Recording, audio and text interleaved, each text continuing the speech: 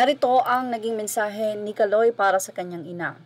Yung incentives na 6 digits na hindi niya sinabi sa akin na pumasok na pala sa account ko, wala na po yun sa akin. Gusto ko lang pong malaman talaga kung saan napunta.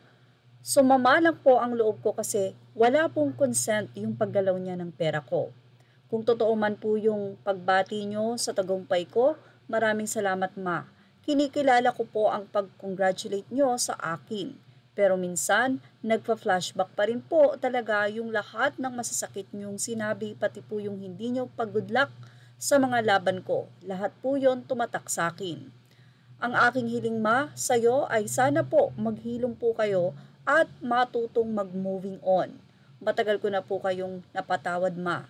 Pinagdarasal ko po ang inyong kaligtasan at maayos na kalagayan sa araw-araw. Ito na po sana ang huli nating pagsasalita tungkol dito.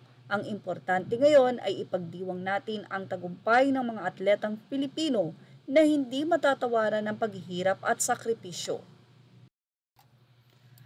Sobrang napagpiyastahan talaga sa social media, lalong-lalo na ang naging pahayag ng ina nitong si Carlos Yulo na si Miss Anne ayon sa isang netizen.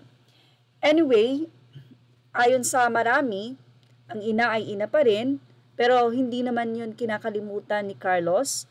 Ang sinasabi lang nila ay ang girlfriend na si Chloe na tila naging sanhi ng mas matinding alitan o tampuhan ng mag-ina.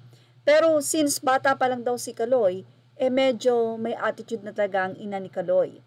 At nang dumating si Chloe, tila nagkaroon lamang ng sandigan itong si Kaloy sa pamamagitan ng kanyang girlfriend. Ayon naman sa kanila, ginawa na nila ang lahat upang mapaamo ang ina, pero matindi daw talaga ang pride nito. Actually, nakakalungkot na meron talagang mga magulang na matindi ang pride, na talagang ayaw nila itong ibaba.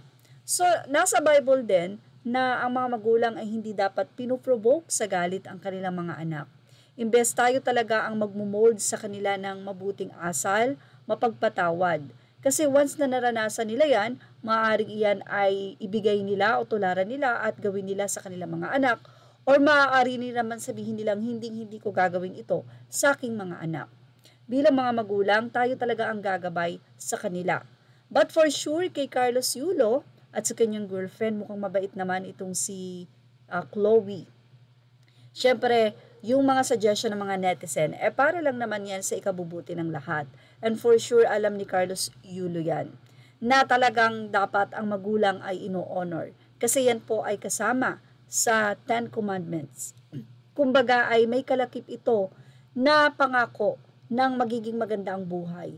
Siguro kaya ganon dahil kahit na nga naging mailap ang pagmamahal, suporta, magandang salita kay Carlos Yulo ng kanyang ina, nandun yung kanyang perseverance, ipupurso niya ito. Kaya itong si Carlos Yulo ay pinagpala. Diba? Napakaraming reward ang nagiintay sa kanya. Kaya naman mas masaya kung talagang ang bawat pamilya ay salo-salo. Walang problema kay Carlos at kay Chloe. Nakikita natin na mas magiging masaya sila kung magiging okay itong si Nanay Angelica or Anne or Annabelle. Dahil napakasarap pagsaluhan ng mga blessing kung maayos. Kaya kung ako kay Nanay Angelica or Annabelle, maging maayos na sila ng kanyang anak. At yan ang ating Showbiz Snap update. Thank you for watching. Images are all credit to the rightful owners.